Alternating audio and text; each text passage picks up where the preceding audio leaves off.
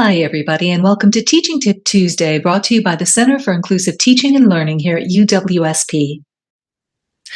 The mental health crisis we're currently seeing in higher education has focused a lot of attention on how we as educators can attend to the emotional health of our students. That's why this week I'd like to talk to you about exam anxiety. I know a lot of you just rolled your eyes, and not because of any ill feelings toward your students and their struggles. There's a lot of daylight between feeling some anxiety in a performance situation and having a panic attack. But for a student who doesn't have an adequate toolbox to help them through anxious times, like exams, the distinction is moot. So let's dive into the swirling chaos that is exam anxiety. Students have always reported anxiety associated with exams and presentations, and we know that anxiety can have negative effects on student performance if it gets out of control. That's obviously something we don't want for our students, but before we can go over ways we might be able to help them, we should talk about the nature of anxiety. What is it? Anxiety is tied to the fight or flight fear response. Fear activates the sympathetic nervous system in direct response to a perceived threat. Adrenaline is released into your system, causing increases in heart and respiration rates and shutting down some of your digestive processes. That's why your mouth goes dry when you're afraid. All of this prepares you to either meet the threat or to get the heck out of the way of the threat. It's a very useful biological system. Anxiety is its close cousin. Anxiety is triggered when a person perceives a potential threat, not a real in-the-moment life or death threat, but something that might be a threat at some point in the not-too-distant future. So it isn't reactive like fear, it's proactive. But people are surrounded by potential threats all the time, and not all of them lead to anxiety. The key to producing anxiety is that one recognizes the looming threat, but isn't sure if they have what they need in order to meet that threat. This is incredibly important because students don't seem to be very good at estimating the threat or the severity of associated outcomes, and they can't know if they'll have the resources they need to meet the looming challenge until it presents itself. This is what triggers their feelings of anxiety. Now, anxiety isn't always bad. It can be a highly useful response.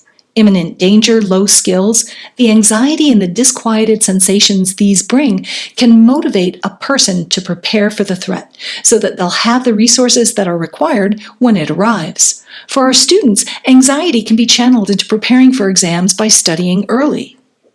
It can also facilitate performance during the exam because it increases blood oxygen, and that may help to focus the mind on the task at hand. However, many of our students don't respond to anxiety in this way. There are rare cases in which students suffer from panic attacks and genuine anxiety disorders. More commonly, though, instead of channeling anxiety productively, students take the disquieted sensation as an indication that they should avoid what's triggering that sensation. So, feeling anxious about the upcoming math exam? Then avoid math. While this is a bad idea in terms of succeeding on your math exam, it does make some sense. Anxiety is uncomfortable. People often avoid things that make them feel anxious. Remember, in fight or flight, flight is an option. But here's where our psychology kind of does a number on us. When we respond to anxiety with flight, with avoidance, we generate reinforcement for that behavior. First, as part of the avoidance, we usually decide to do something that's more fun than the anxiety-provoking activity, and that reinforces the avoidance. Second, thinking about the anxiety-causing behavior, then not engaging in it, is associated with feelings of relief, and we like to feel relieved. That reinforces the avoidance too. Sadly, when we avoid the things that we fear rather than confronting them, we just exacerbate the fear.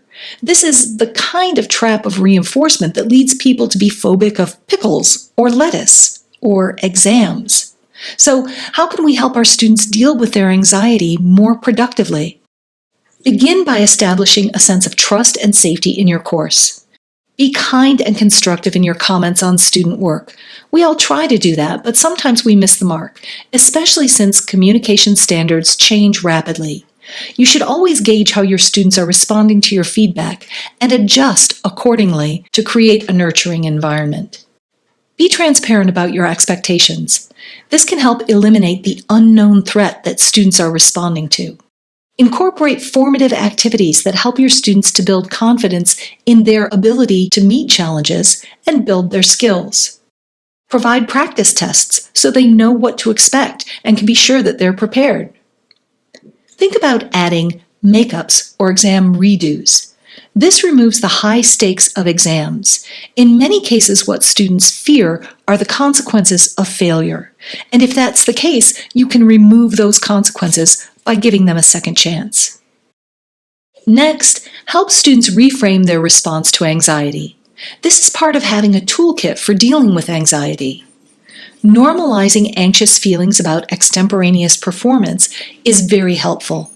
People will never not feel somewhat anxious about exams. It's part of our biology, and it can be super useful if students harness it to improve preparation and performance, rather than taking the avoidant path. We can't get rid of the monster, but we can tame it. Allow students to articulate exactly what it is they fear. Before an exam, get them to talk about or reflect on what they're afraid of. Is it the exam? Is it the consequences of failure? This is the first step in formulating a plan to meet the challenge when it arrives. Provide students with strategies for dealing with their anxiety before it debilitates them and reduces their ability to perform.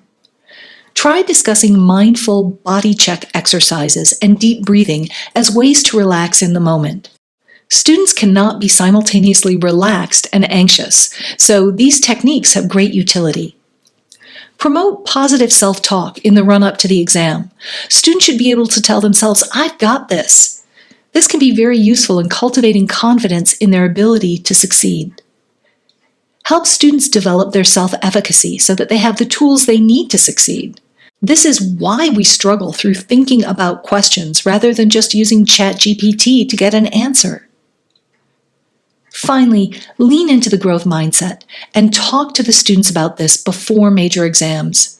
Students who view anxiety as fixed and not malleable tend to experience worse outcomes educationally and personally. They become victims of their fears. We know that anxiety can be tamed. Exposure therapy is very effective, even with pickle phobias and exam anxiety. The gist is that when we confront our fears in a safe environment, we reduce those fears. We can give all of these things to our students. Remember, instructors can reduce the impact of student anxiety by improving the student's sense of trust and safety and by helping them develop skills in managing their response to anxiety.